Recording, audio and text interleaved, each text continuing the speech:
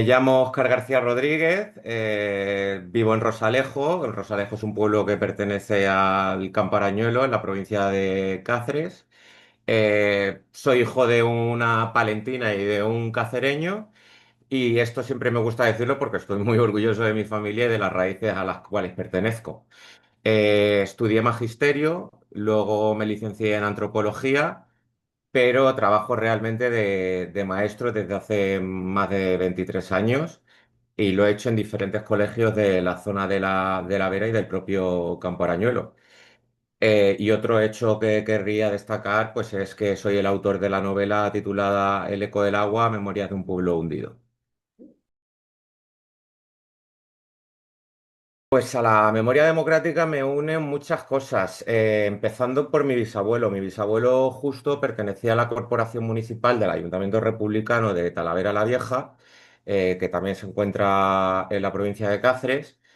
Y por ese motivo, cuando comenzó el conflicto, la guerra civil, pues no solo él, sino toda la corporación municipal, pues les fusilaron, y a día de hoy todavía no sabemos dónde está enterrado. Suponemos que está en un paraje que conocen en Navalmoral como El Corcho, pero realmente no sabemos dónde terminó. Aparte, también le acusaron injustamente de haber robado tres cuadros del Greco que se encontraban en la iglesia de San Andrés de este pueblo, y que él por detrás lo único que hizo fue rescatarlos, pues porque en aquellos primeros compases la gente pues lo que hacía era aprovecharse de todo el ruido y saquear los templos. Y él, su intención era ponerlos a salvo porque sabía el valor que tenía. Esos tres cuadros actualmente, que él puso por detrás, recogidos por Justo García, los podemos contemplar en el Real Monasterio de Guadalupe. O sea que gracias a él puedo decir que los cuadros pues han llegado al día de hoy. En consecuencia, mi abuelo, que es su hijo Servando, pues también al querer salvar su vida, pues tuvo que huir del pueblo porque estaba marcado, era rojo, como le llamaban, bueno, y le siguen llamando. Y tuvo que huir para poner a salvo su vida del pueblo, dejando a mi abuela allí, con dos niños chicos, mi tío Vistre, que tenía 2 años, mi padre, que había nacido, pues fíjate, el 2 de julio de 1936, o sea, que pocos días antes de que estallara la guerra.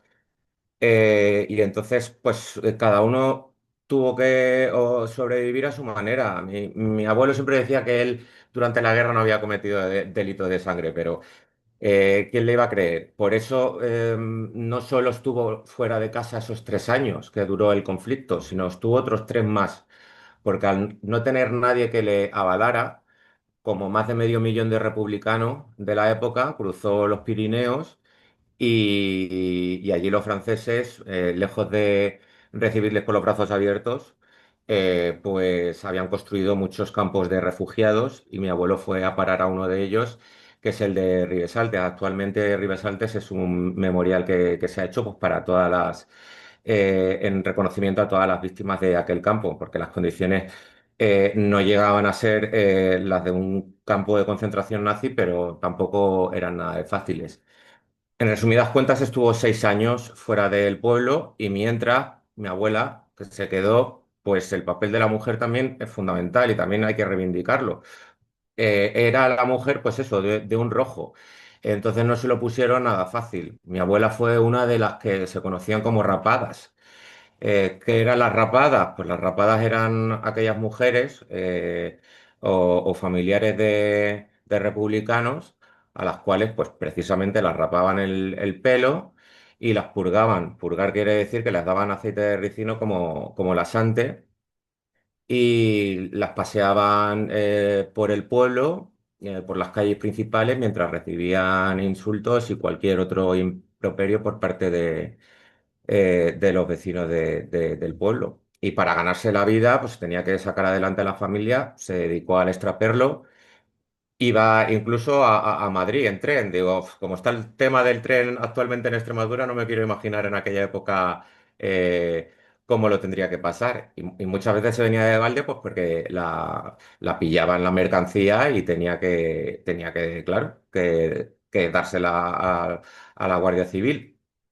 Entonces, pues son suficientes motivos, yo creo que los que me unen al tema.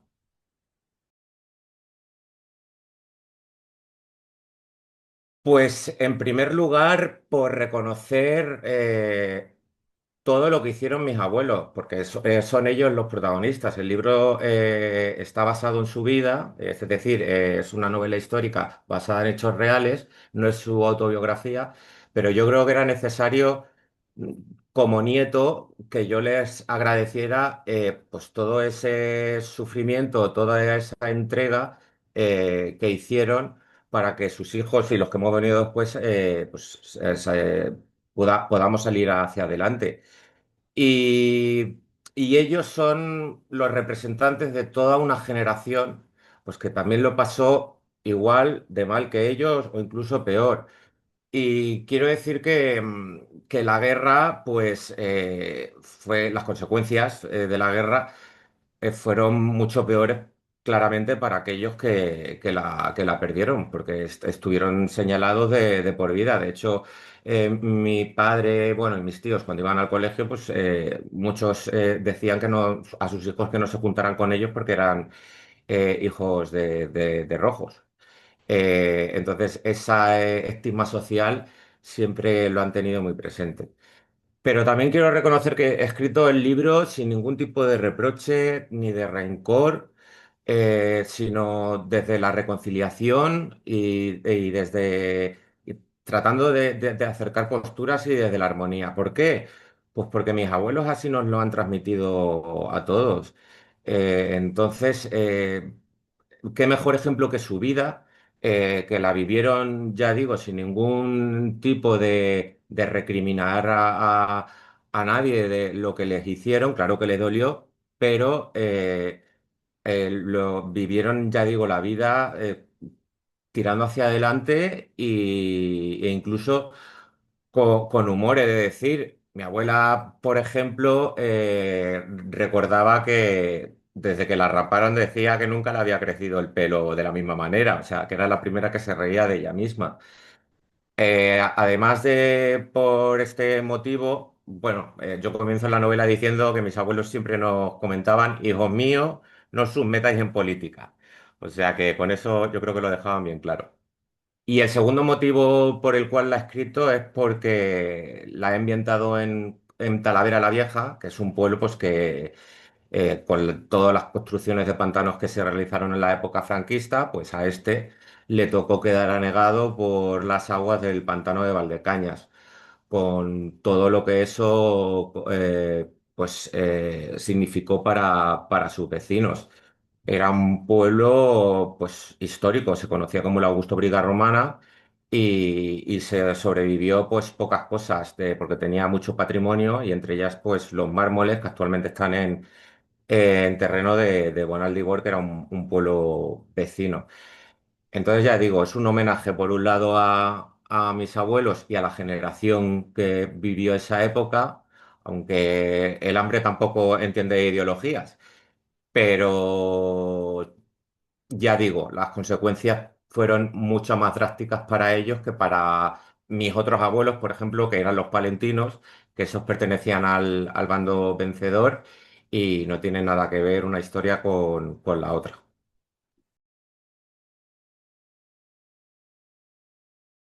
Aparte de todo lo que he comentado ya anteriormente, pues quiero resaltar que mis abuelos lo tenían todo en contra para poder haber avanzado en la vida. Y con todo y con eso, pues lo hicieron. Se esforzaron, tiraron hacia adelante, soportaron lo que tuvieron que soportar, porque su intención principal fue darles estudios a sus hijos en una época en la que mm, no se les daba importancia a estudiar. Es decir, la gente iba al colegio, aprendía las cuatro reglas y se iban a trabajar al campo, que era lo que había. Pero mis abuelos se empeñaron en darles estudios a sus tres hijos. ¿Por qué? Pues porque querían darles un futuro mejor. Entonces el dinero que ganaban lo destinaron a que se examinaran por libre. ¿Y eso qué quería decir? Pues que se examinaban en 2, 3 días de todo el curso académico en Cáceres. Entonces se la jugaban a una carta, no había otra. Y gracias a, pues eso, al valor que ellos dieron al estudio y al esfuerzo, pues son, yo creo que la mejor herencia que nos han podido dejar a nosotros, a sus nietos. Bueno, mi padre se sacó la carrera de magisterio, yo soy maestro, mi tío justo también. Y mi tío Bistre, por aquel entonces se llamaba practicante y también matrón. O sea que ya digo, en ese sentido también he de añadir que mis otros abuelos, a pesar de eso, de pertenecer a otro bando, pues tuvieron 6 hijas de las cuales sobrevivieron 4. Y también mi abuelo fue un avanzado en esa época, ¿vale? Que pertenecía a la Falange, pero el papel que consideraba que debería tener la mujer no era el que reflejaba Pilar Prima de Rivera. O sea, él abogaba por la independencia de la mujer y de hecho las animaba a salir solas en aquella época a buscarse la vida y las animaba. Pues mi madre estuvo en Barcelona sola, estuvo en Madrid trabajando, mis tías también, una estuvo en Zarauz. Entonces se le puede considerar incluso feminista en una época en la que, por ejemplo, no les dejaban a las mujeres ni entrar en el casino, que el casino pues era como el club social del pueblo. Mi abuelo llevaba a sus hijas allí a tomarse algo, aunque tenían prohibido el acceso. Entonces, ¿con esto qué quiero decir? Pues que yo soy el fruto de esas dos mitades. Mi madre, de hecho, pues a raíz de la construcción de los pueblos de colonización, pues porque había que ubicar a la gente de Talavera la Vieja en algún sitio, pues construyeron, entre otros, Rosalejo. Y aquí fue donde conoció a mi padre y bueno, pues surgió el amor y de un rojo y de un azul, pues tuvieron 3 hijos. Les afectó mucho, más que las pérdidas materiales, es decir, más que las casas o las tierras que pudieran tener, que también, claro, porque era su medio de vida, era sobre todo el amor que sentían por su pueblo y que les quitaran la posibilidad de poder volver a él. Entonces, en un primer momento reaccionaron con incredulidad. ¿Por qué? Porque se dictó la orden en el año 57 y hasta el año 63 no se hizo efectivo el hundimiento del pueblo. Además, el pantano de Valdecañas, pues Valdecañas está, la presa está construida, bueno, actualmente está a 20 kilómetros de lo que es Talavera la Vieja. Pero tiene que sortear un desnivel bastante importante y la gente decía, ¿cómo va a llegar el agua desde aquí? O sea, desde allí aquí al pueblo. Nunca llegaron a pensar que eso podía suceder, pero de hecho sucedió. Además, en el pueblo, pues pocos años anteriores les habían hecho propietarios de las tierras por la redención del censo, pertenecían al duque de Peñaranda y les dieron los títulos de propiedad. Habían implantado el regadío con todo lo que supuso el regadío y con todo lo que está suponiendo, por ejemplo, ahora aquí en el Campo Arañuelo con el tabaco, aunque ya, bueno, es un cultivo que se está intentando quitar. Pero ya digo, todo ese futuro brillante que tenían por delante se les truncó. Eh, ¿Qué hicieron? Ya digo, pues tener que buscarse la vida en estos pueblos de colonización que construyeron. He nombrado Rosalejo, pero también Tietar, Parquilla de Pinares, Pueblo Nuevo de Miramontes y Santa María de las Lomas. Condiciones de vida muy duras cuando llegaron, porque eran pueblos que estaban a medio hacer, tuvieron que vivir en barracones, sin luz, sin agua, o sea, los comienzos muy, muy difíciles y unas tierras bastante baldías. Venían de unas tierras de labranza pues muy fértiles, que eran las riberas del río Tajo. Y entonces, ¿qué pasó? Pues que muchos no se adaptaron a esa nueva realidad y con lo poco que recibieron de las indemnizaciones, emprendieron una nueva vida en Madrid, en las grandes urbes, en Cataluña, en el País Vasco. Y de hecho hubo incluso gente que no se llegó a adaptar, sobre todo los más mayores, y esto es literal, murieron de pena, porque les habían quitado sus raíces, o sea, el desarraigo eh, fue criminal, nunca mejor dicho.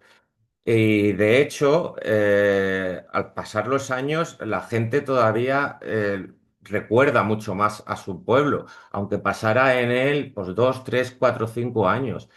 Pero eso, esa esencia de saber de dónde eres, nunca han renunciado a ella.